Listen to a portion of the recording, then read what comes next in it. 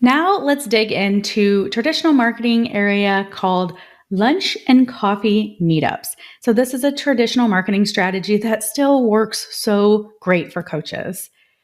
How do lunch and coffee meetups work for coaches? Well, they really help coaches build personal connections and build trust in a relaxed setting, making those potential coaching clients more comfortable to discuss their needs. These meetups offer a chance to showcase expertise through what I like to call mini coaching sessions, which leads to a potential referrals and long-term relationships, even beyond a potential client.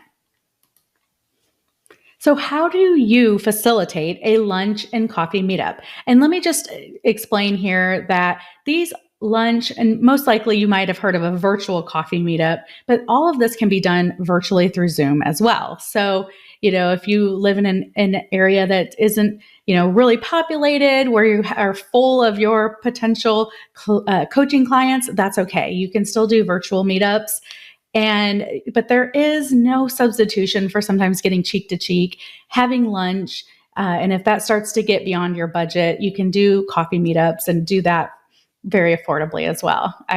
When I first launched my coaching company, I would literally go to a coffee shop and I would stay there and meet 3 people back to back to back, right? And I would go buy a new coffee every time. And I told the barista, I was like, hey, I'm going to be here for a while and I'm going to be like ordering, 3 cups with different people, just kind of roll with it, right? Because it was so much easier for me to get dressed up, go to the coffee shop and just stay there.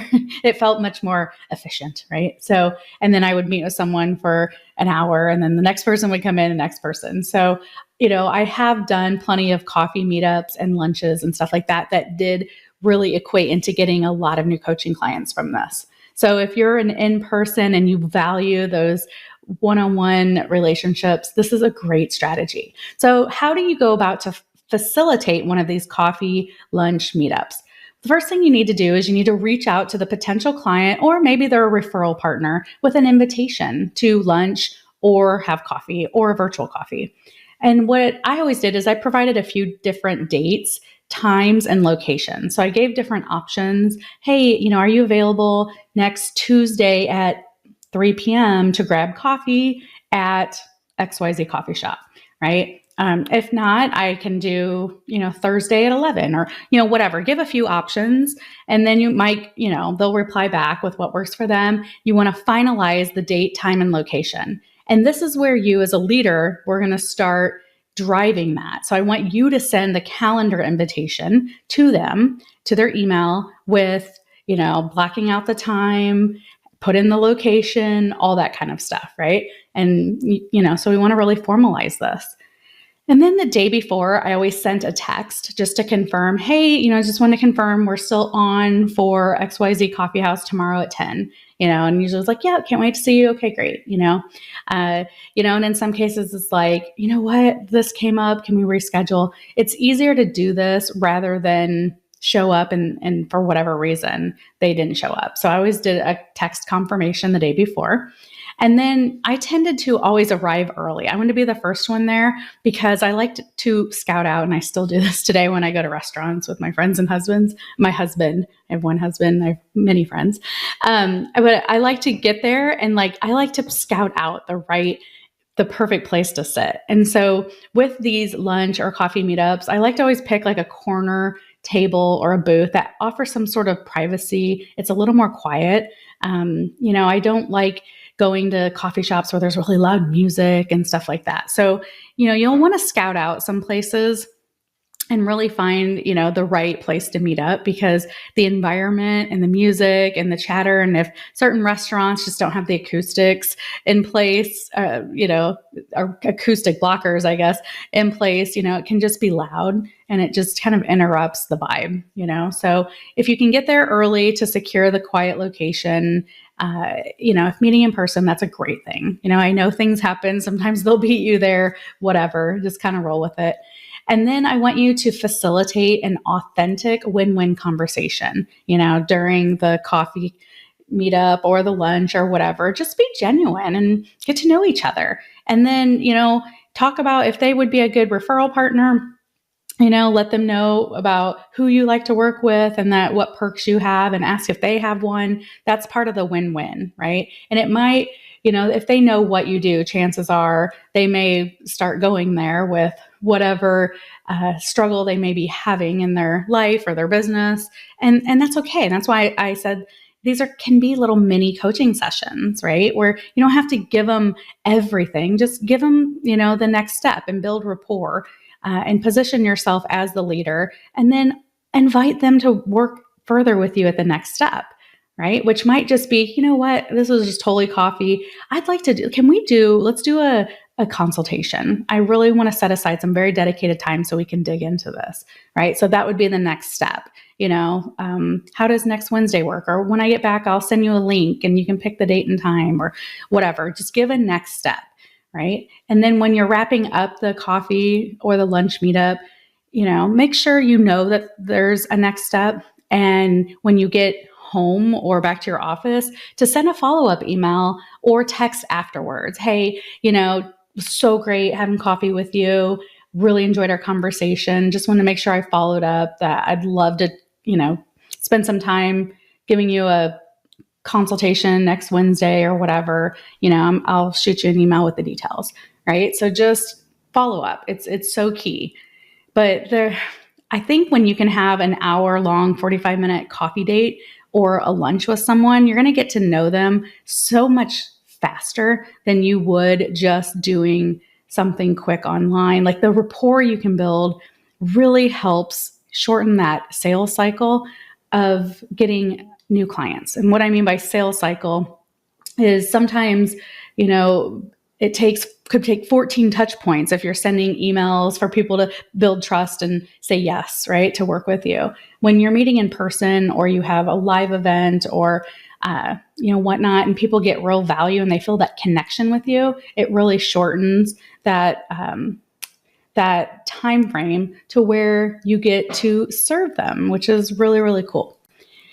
All right, so how to make the meetup marketing method work for you? So the first thing is you have to be consistent with your meetup. So if you're saying, you know what, Tara, if you tell me I can go to lunch and coffee 3 times a week and build my client roster from that, that sounds amazing and awesome. So if you want this to be one of your core marketing strategies, you have to be consistent with it.